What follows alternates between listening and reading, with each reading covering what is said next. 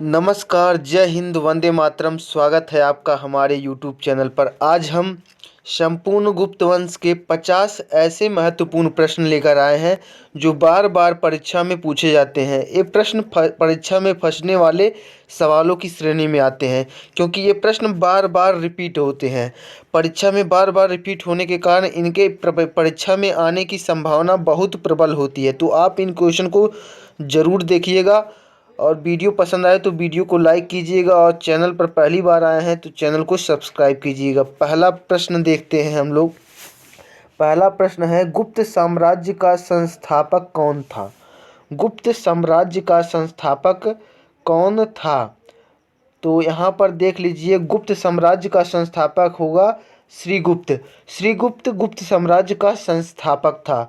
आगे देखिए, दूसरा प्रश्न है, गुप्त साम्राज्य के वास्तविक संस्थापक किसे कहा जाता है? तो गुप्त साम्राज्य के वास्तविक संस्थापक चंद्रगुप्त प्रथम को कहा जाता है।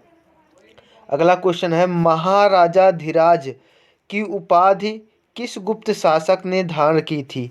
तो महाराजाधिराज की उपाधि धारण की थी चंद्रगुप्त प्रथम ने। चौथा प्रश्न है हमारा, गुप्त वंश के प्रथम प्रसिद्ध शासक थे? तो गुप्त वंश के प्रथम प्रसिद्ध शासक थे चंद्रगुप्त प्रथम। अगला प्रश्न है, गुप्त काल में पहली बार किस शासक ने चांदी रजत मुद्राओं का प्रयोग में सबसे पहले किसने लाया? तो सबसे पहले चंद्रगुप्त प्रथम ने चांदी मुद्राओं को सबसे पहले प्रयोग में लाए थे। अगला क्वेश्चन है, गुप्त संवत किसने चलाया था? तो गुप्त संवत को चलाने वाला शासक था चंद्रगुप्त प्रथम। सातवां प्रश्न है, चंद्रगुप्त के उत्तराधिकारी कौन थे? तो चंद्रगुप्त के उत्तराधिकारी थे, यानी कि उनके बाद के शासक समुद्रगुप्त थे। समुद्रगुप्त चंद्रगुप्त के उत्तराधिकारी थे। अगला प्रश्न है, हरिसेन किसके दरबारी कवि थे? हरिसेन समुद्रगुप्त के दरबारी कवि थे।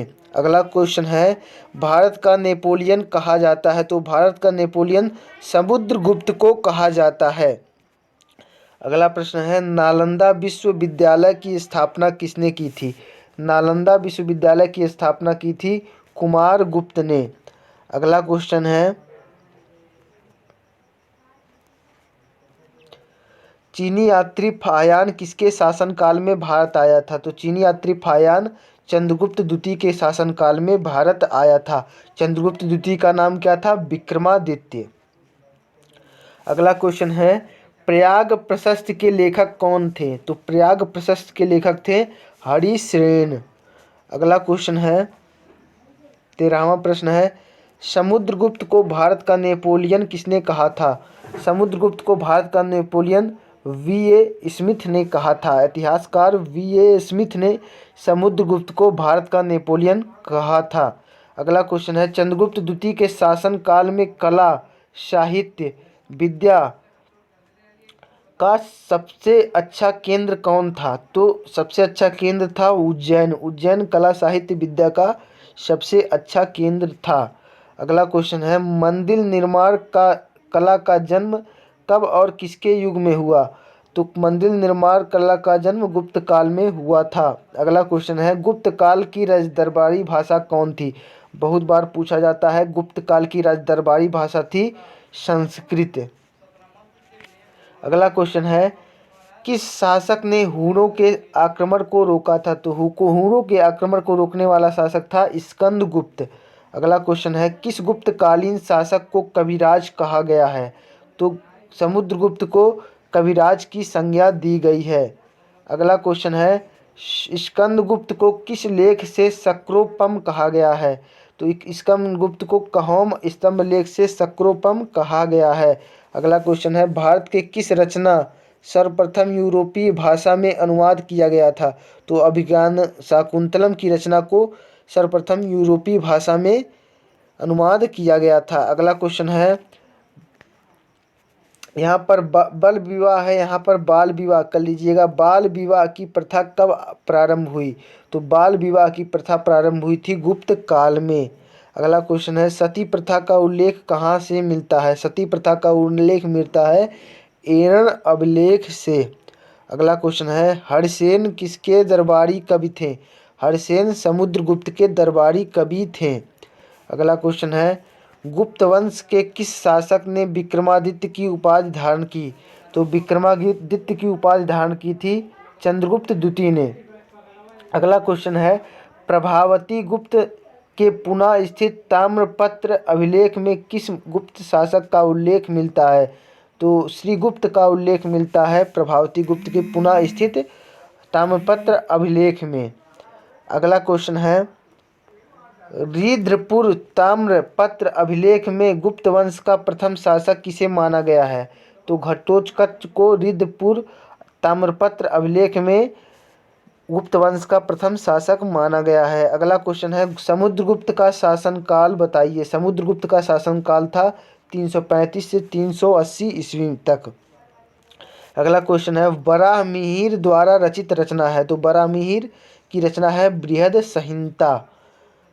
नेक्स्ट क्वेश्चन है किस गुप्त शासक ने अश्वमेध यज्ञ किया था? तो अश्वमेध यज्ञ को करने वाला गुप्त शासक था कुमारगुप्त। अगला क्वेश्चन है गुप्त वंश के समकालीन वाकाटक राजवंश का संस्थापक कौन था? तो वाकाटक राजवंश का संस्थापक था विंध्य शक्ति सर्वसेन। अगला क्वेश्चन है भारत का शेक्सपियर किसे कहा जाता है? तो भारत का शेक्सपियर कहा जाता है कालिदास को।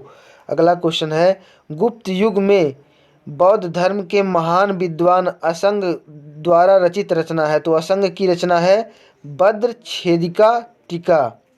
अगला क्वेश्चन है बौद्ध धर्म के मौलिक सिद्धांतों पर आधारित अभिधर्म कोश की रचना किसने की थी? अभिधर्म कोश की रचना की थी वसुबंधु ने। अगला क्वेश्चन है पारा का आविष्कार किस समय हुआ था? तो पारा का आविष्कार हुआ था गुप्त काल में। अगला क्वेश्चन है गुप्त युग किस रचना में पृथ्वी गोल है और परिक्रमा करने की जानकारी प्रदान होती है? तो आर्यभट्टीय युग में यह जानकारी हमें प्रदान होती है। अगला क्वेश्चन है इतिहासकार विंसेंट स्मिथ द्वारा रचित पुस्तक जिसमें समुद्रगुप्त को भारत का नेपोलियन कहा गया है। तो early history of India. Early history of India में समुद्रगुप्त को भारत का नेपोलियन की संज्ञा दी गई है। अगला क्वेश्चन है गुप्त काल में चंदी के सिक्के, यहाँ पर चंदी के जगह पर चांदी कर लीजिएगा, चांदी के सिक्के को कहा जाता था। तो चांदी के सिक्के रुपयक को कहा जाता था। अगला क्वेश्चन है कुमारगुप्त का शासनकाल रहा है। तो 415 से 455 तक कुमारगुप्त का शासनकाल रहा है। अगला क्वेश्चन है गुप्त काल में वस्त्र उत्पादन के लिए प्रसिद्ध स्थान थे। तो वस्त्र उत्पादन के लिए प्रसिद्ध स्थान गुजरात, बंगाल और तमिलनाडु थे। अगला क्वेश्चन है चरक किसके राजवैद्य थे? तो चरक कनिष्क के राजवैद्य थे।